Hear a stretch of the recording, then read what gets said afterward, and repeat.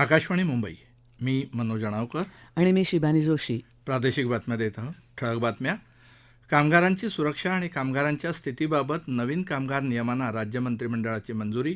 प्रधानमंत्री कृषी सन्मान निधी योजनेत राज्य शासनाकडून 6,000 रुपयांची भर. नवीन माहिती तंत्रज्ञान सहाय्यभूत सेवा धोरणाला मान्यता. प्रधानमंत्री नरेंद्र मोदी यांच्या नेतृत्वाखालच्या सरकारला 9 वर्ष पूर्ण झाल्यानिमित्त प्रधानमंत्र्यांनी मानले जनतेचे आभार. देशाच्या सरहद्दीवरच्या आव्हानांचा सामना संरक्षण दलं समर्थपणे करतील असा संरक्षण दल प्रमुखांना विश्वास. चलन फुगवट्याचा दबाव दूर होत असल्यानं भारताच्या आर्थिक वाढीचा जोर चालू आर्थिक वर्षातही कायम राहण्याचा रिझर्व्ह बँकेचा अंदाज. आणि काँग्रेसचे खासदार सुरेश धानोरकर यांचं निधन. कामगारांची सुरक्षा, आरोग्य आणि कामाच्या स्थितीबाबत नवीन कामगार नियमांना राज्य मंत्रिमंडळानं आज मान्यता दिली. केंद्र शासनानं सर्व 29 कामगार कायदे एकत्र करून 4 कामगार संहिता तयार केल्या असून आज व्यावसायिक सुरक्षा, आरोग्य आणि कामाची स्थिती संहिता 2020 या चौथ्या संहितेला राज्य मंत्रिमंडळानं मान्यता दिली. बैठकीच्या अध्यक्षस्थानी मुख्यमंत्री एकनाथ शिंदे होते. प्रधानमंत्री किसान सन्मान निधी योजनेच्या कार्यपद्धतीत सुधारणा करण्याचा आणि नमो शेतकरी महासन्मान निधी योजना राबवण्याचा निर्णय आजच्या बैठकीत घेण्यात आला. त्यानुसार प्रधानमंत्री कृषी सन्मान निधी योजनेत राज्य शासनाकडून 6,000 रुपयांची भर घातली जाणार आहे. आजच्या मंत्रिमंडळ बैठकीत इतरही महत्त्वाचे निर्णय झाले. त्यात केवळ 1 रुपयात पीक विमा योजनेचा लाभ देणं, डॉ. पंजाबराव देशमुख नैसर्गिक शेती मिशन योजनेला मुदतवाढ, महिलांना पर्यटन व्यवसायात अधिक वाव देण्यासाठी महिला केंद्रित पर्यटन धोरण, नवीन माहिती तंत्रज्ञान सहाय्यभूत सेवा धोरणाला मान्यता, कापूस उत्पादक क्षेत्रात गुंतवणूक वाढवण्यासाठी नव्या वस्त्रोद्योग धोरणाला मान्यता, सिल्लोड तालुक्यात मका संशोधन केंद्र स्थापन करण्यासाठी 22 कोटी 18 लाख रुपयांच्या खर्चाला मान्यता, सहकारी संस्थांचं कामकाज परिणामकारक व्हावं म्हणून क्रियाशील सदस्यांची व्याख्या आणि अधिनियमात सुधारणा, बृहन्मुंबईमध्ये समूह पुनर्विकासाला प्रोत्साहन देण्यासाठी अधिमूल्यात 50% सवलतीचा निर्णय, अभियांत्रिकी औषध निर्माण महाविद्यालयात प्राध्यापकांची 105 पदांची निर्मिती, नांदुरा इथल्या जिगाव प्रकल्पाला गती देण्यासाठी अतिरिक्त 1,710 कोटी रुपयांच्या खर्चाला मान्यता या निर्णयांचा समावेश आहे. प्रधानमंत्री नरेंद्र मोदी यांच्या नेतृत्वाखालचं केंद्र सरकार 9 वर्ष पूर्ण करत आहे. याबद्दल प्रधानमंत्र्यांनी देशवासियांचे आभार मानले आहेत.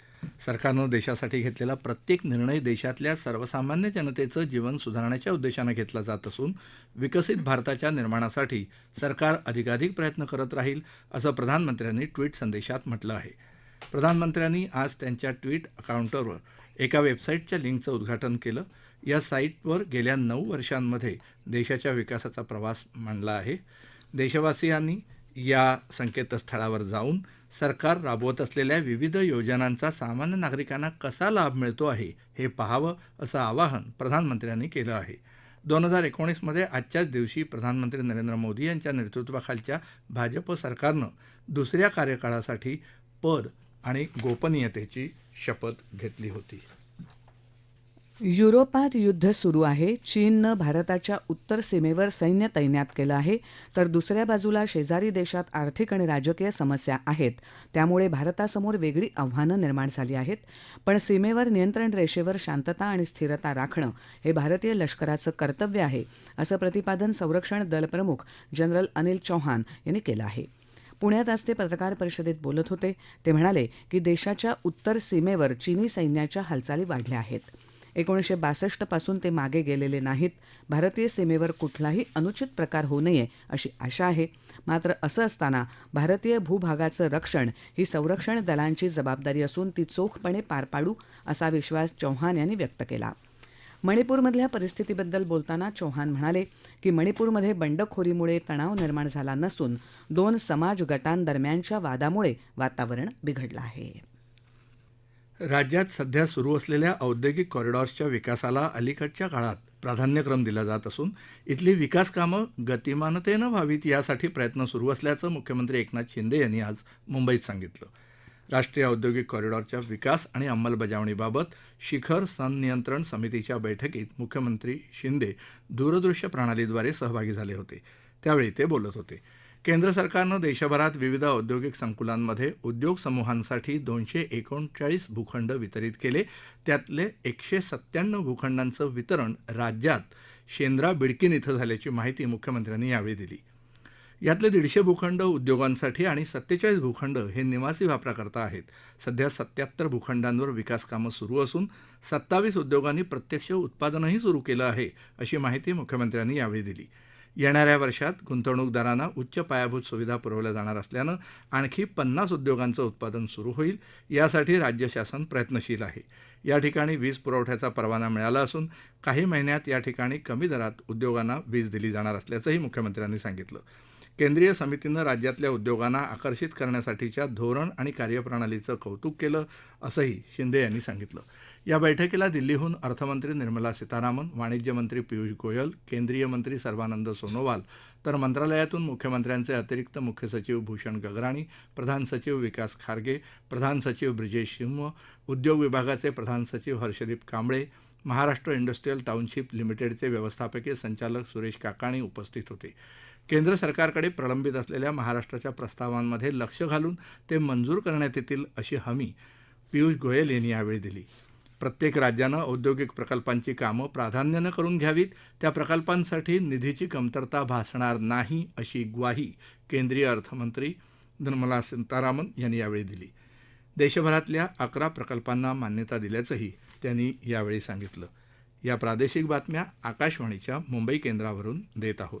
आकाशवाणीच्या मराठी बातम्या www.newsonair.gov.in/marathi या संकेतस्थळावर वाचता येतील. चलन फुगवट्याचा दबाव दूर होत असल्यानं भारताच्या आर्थिक वाढीचा जोर चालू आर्थिक वर्षातही कायम राहण्याची शक्यता रिझर्व्ह बँकेनं व्यक्त केली आहे. मजबूत सूक्ष्म आर्थिक धोरणं, ग्राहकोपयोगी वस्तूंच्या किमतींमधली घसरण, वित्तीय क्षेत्राची मजबूती, सुदृढ कॉर्पोरेट क्षेत्र आणि सरकारी खर्चाच्या गुणवत्तेवर वित्तीय धोरणाचा भर कायम असल्यानं ही वाढ कायम राहील, असं रिझर्व्ह बँकेनं आज प्रसिद्ध केलेल्या वार्षिक अहवालात म्हटलं आहे. मात्र मंदावलेली जागतिक वाढ, भूराजकीय तणाव आणि जागतिक वित्तीय व्यवस्थेतले नवे तणावाचे प्रसंग यामुळे ही वाढ घसरण्याचा धोकाही उद्भवू शकतो, असंही या अहवालात नमूद केलं आहे. काँग्रेसचे खासदार सुरेश उर्फ बाळू धानोरकर यांचं आज पहाटे नवी दिल्ली इथं रुग्णालयात निधन झालं. ते 48 वर्षांचे होते.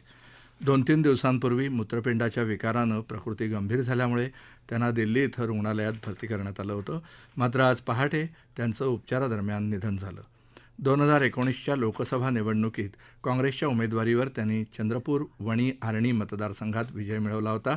धानोरकर यांचं पार्थिव दिल्ली इथून नागपूर मार्गे वरोरा इथं त्यांच्या निवासस्थानी आणण्यात येणार आहे.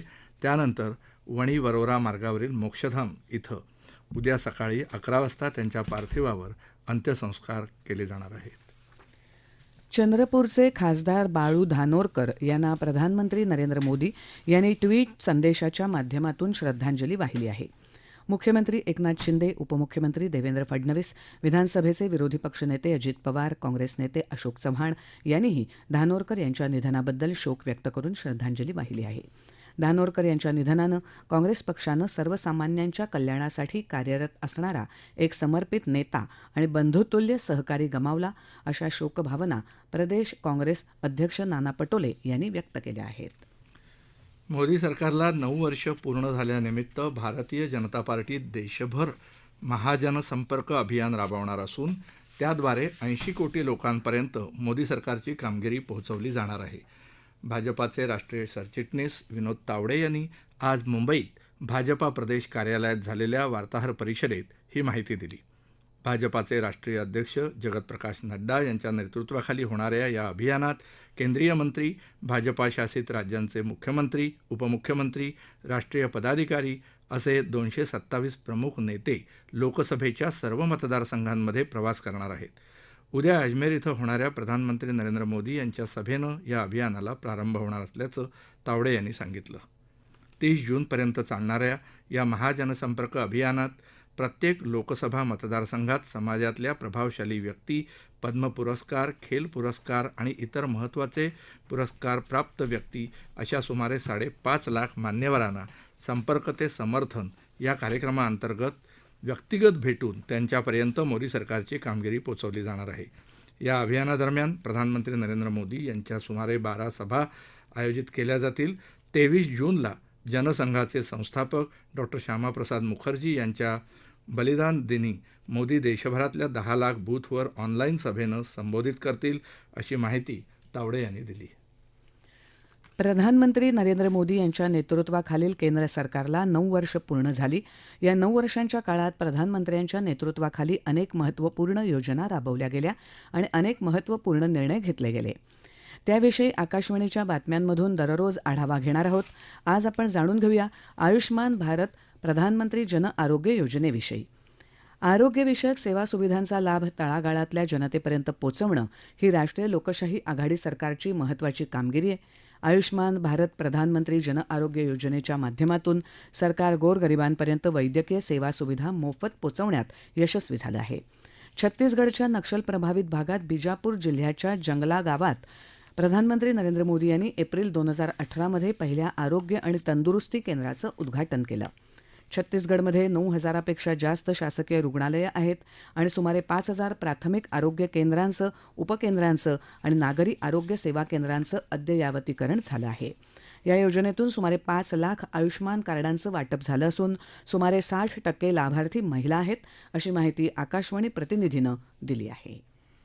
राज्यातल्या विविध सामाजिक संस्थांच्या माध्यमातून 414 अंगणवाड्या दत्तक देण्यासाठी आज मुंबईत महिला आणि बालविकास मंत्री मंगलप्रभात लोढा यांच्या उपस्थितीत सामंजस्य करार करण्यात आला. राज्यात 1,10,446 अंगणवाड्या कार्यरत आहेत. राज्याच्या महिला आणि बालविकास विभागानं लोकसहभागातून अंगणवाडी दत्तक धोरण आणलं आहे.